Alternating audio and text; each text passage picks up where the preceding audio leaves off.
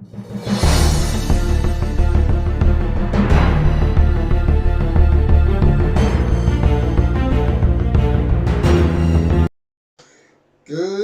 afternoon. Happy Savage Saturday, Keepers of the Cash. Gary B, the Casual Comic Guy here, and we're here with Savage Saturday Comic Review number 49. So, wow, 49 of them already. And today we are reviewing What If Conan the Barbarian Walked the Earth Today? What If number 13. Just a great John Buscema, Ernie Chan cover, and Roy Thomas script, and we're going to give you some fun facts as we go through this one. So, stay on board. We've been expecting you. All right. It's not the Love Boat. All right, so this is, of course, I said, Roy Thomas is writing this issue. John Buscema, Ernie Chan, illustrators on the inside, as well as the cover. And off we go. So we, of course, get our standard introduction from the Watcher. And talking about another time, another place, an alternate story, where our barbarian is cast into the future to live in the world we know as of today. And today here is July 13th, 1975. So, let you know when this issue was made. 75 or 78. I gotta check my facts here. We'll get there though. So our tale starts out with Conan talking to a woman in a bar. He had just finished an adventure, and Conan, of course, he has his weaknesses. They're women, they're drink, and it's gambling. So money, women, gambling, all three of his leisure things always get him into trouble. It's just his nature, right? He fights hard, he battles hard. He has a rough life. He's got three things that are his downfall. But he's drinking with her, and he finds soon enough that he's been drugged. It's hard enough for him to stand, hard for him to think, and he's out. She has and I'm going to be showing pictures over here. She has a few people leading him out, wrapped in a carpet, and he wakes up in prison. And as you guys can see, man, the art is just amazing in this issue. Just absolutely gorgeous. We'll keep showing time to time. You guys can take a look. And her master wanted Conan, and the reason he wants him is he has this well, and he sends things down in the well, and they bring things to him from another time period. And he escaped a time that he wasn't comfortable in to be in this one, but he still wants the fortunes that he can bring them. So the woman that captured Conan actually ends up in this big basket with Conan going down. So she's betrayed by him. She betrayed Conan. Now her lot's no better than his, and down they're going into this. And Conan's seeing all sorts of fantastic visions of times past, the sinking of Atlantis, of caveman days, dinosaurs stuck in the earth, and it's just, again, incredible art. Conan's just watching all the things through the time. He can't do much else. He's trapped in this basket with her. He's bound, and they're going down. Now, but as they're going down, the ropes on Conan age, and he's able to snap them.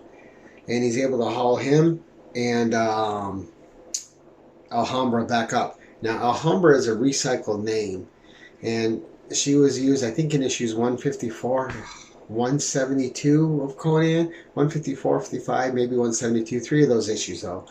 And it was a good character, a winged character. This is a different Alhambra, but she's a bit more deceptive, a little deceiving, and she still ends up saved. Well, Conan, even though he breaks free from rotted ropes, is quickly felled by the same rotted rope right back down into the pit, into the well, and crash lands Wednesday, July 13th, 1977, and puts him right in the middle of Greenwich Village. All right, as we can see here, and you got some people making some funny jokes. I go, who is that? Arnold Schwarzenegger? Is that Sylvester Stallone. And of course, this is 19.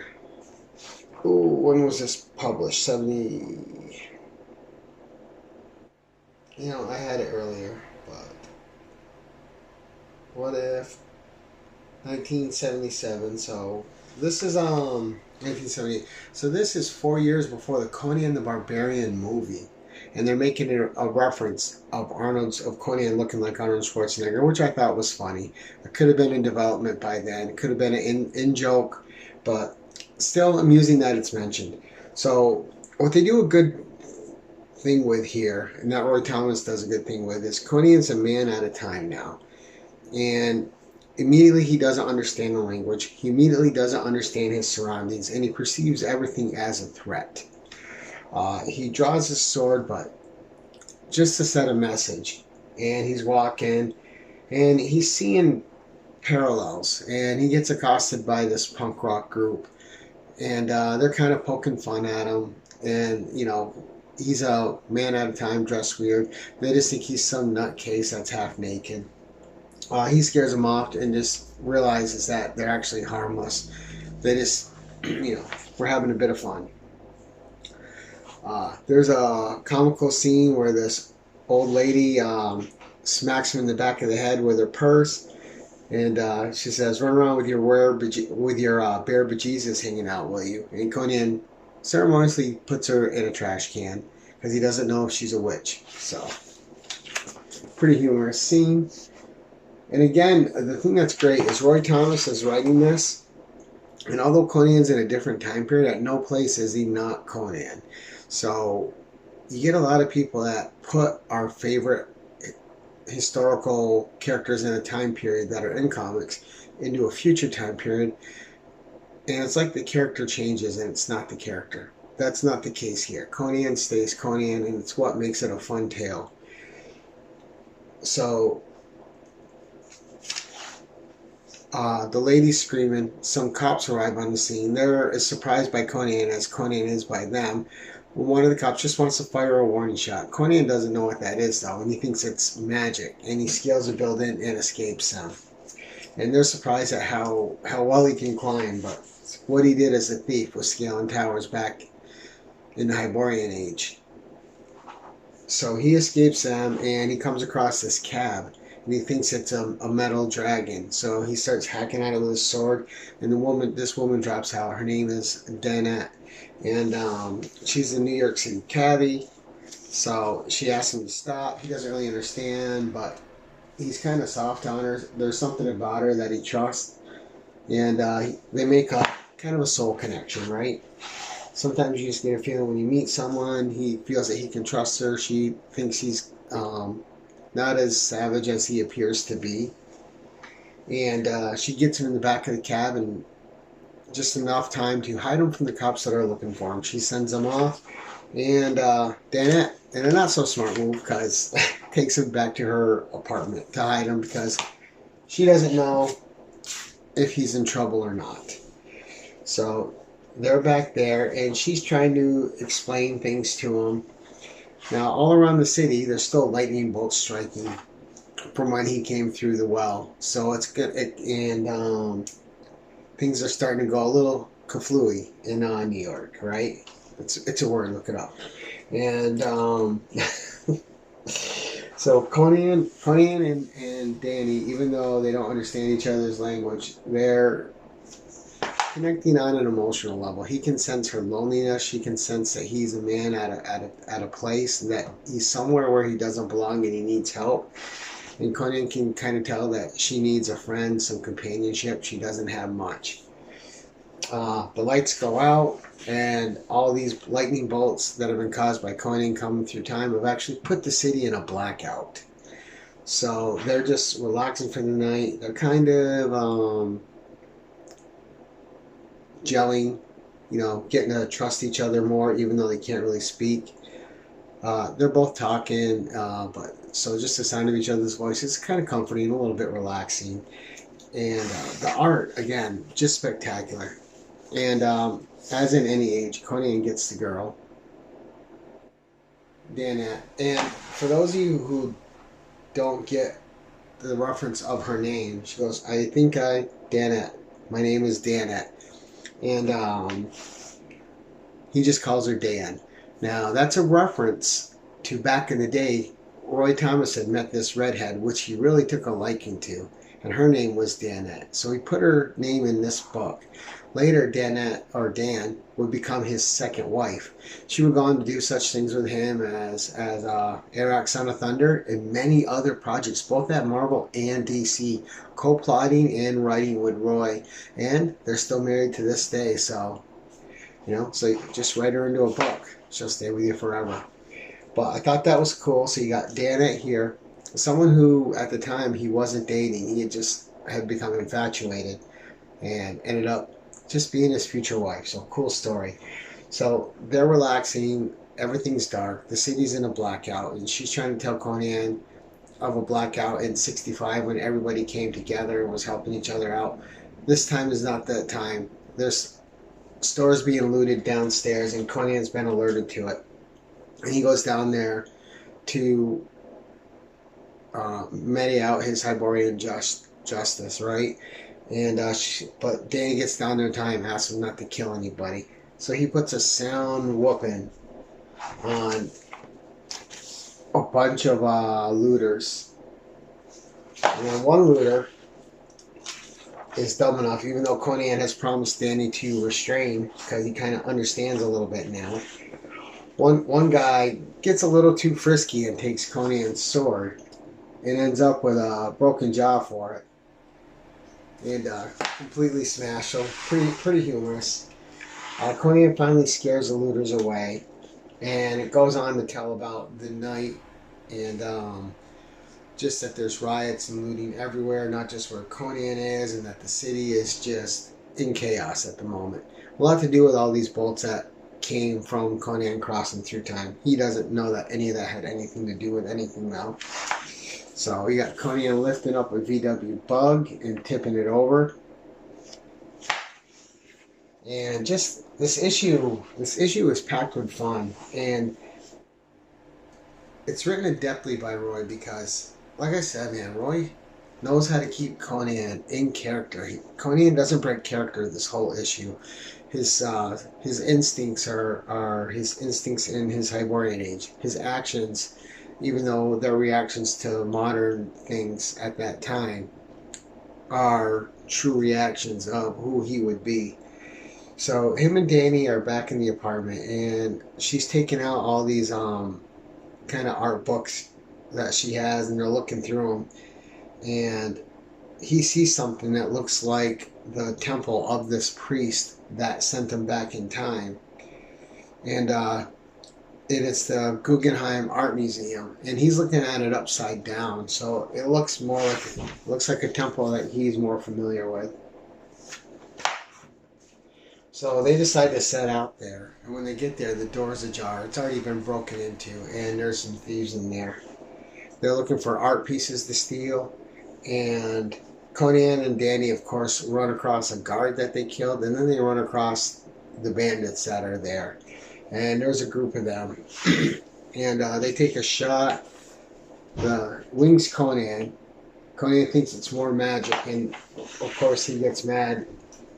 He leaps on the guy that shot at him. Another guy shoots Danny, and Conan thinks Danny's dead, and then he goes completely savage. He had one person that he was learning to trust, and they may have just killed her. And he thinks that they killed her because he saw her get shot and go down. He thinks magic just felled this woman that he's already started to care for some. He grabs the guy that shoots her and just tosses him right over the ledge, and that guy plummets to his death. And now there's no one there to restrain him. Danny's shot. She's non-responsive, and Conan's gone full savage now. He's got his Sumerian bloodlust up, and he's just fighting to survive.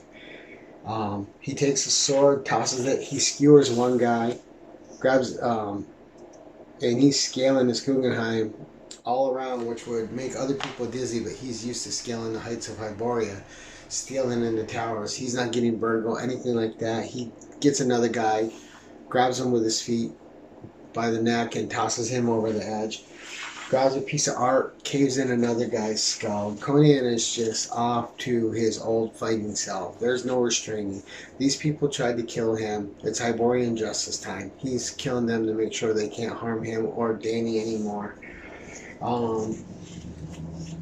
There's one thug left, and he reaches for his gun and goes to shoot Conan. Conan strangles him and breaks his neck with his one hand after taking another shot to the shoulder. Danny is coming too, and Conan's got kind of like this premonition that he's got to get to the top of this tower to escape.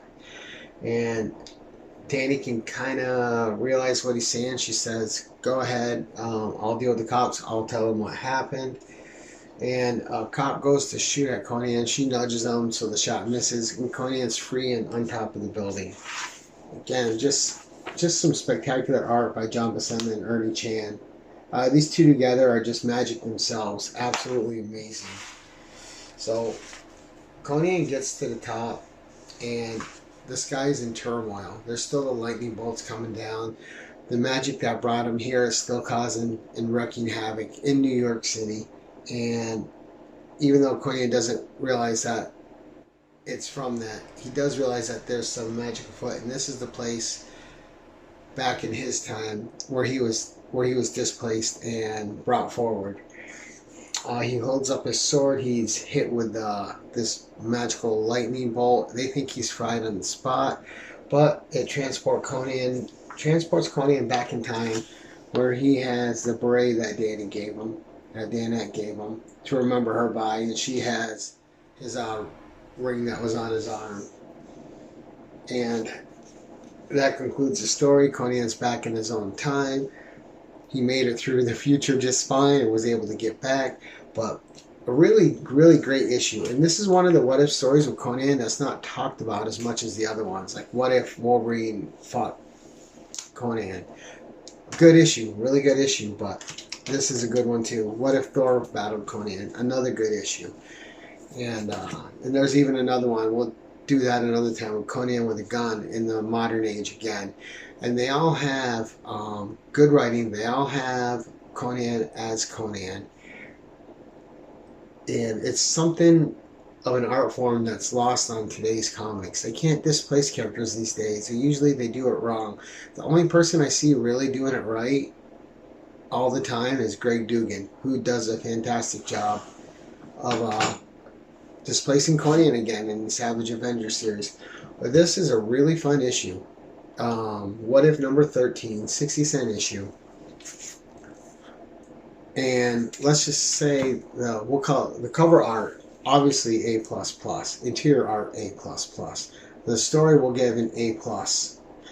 And just an A++ issue all around. I really enjoyed Conan in this. It didn't feel like a farce. He reacted the way he should reacted. I liked his relationship with Danette. And I like that she didn't feel like a throwaway character. I would have liked to seen that character explored more in the Marvel Universe at some point, even though I don't think she ever was. But for one issue, she was a good companion to Conan. She had depth, she had strength, and she had a nobility about her. So it was a great character. So characterizations A+, ending A+, even though a little tropey with the lightning taking him back, a little He-Man-ish with the sword up in the air, but still a lot of fun. And pre-He-Man, of course, 1977. Really good stuff. Fun issue. And these old What If issues are shooting up there in price. So if you haven't got one yet, and you're able to get one for 15 or under, I'd grab it if I were you. That's it for this week, guys. Hope you had a great day, and until next time, keep it casual.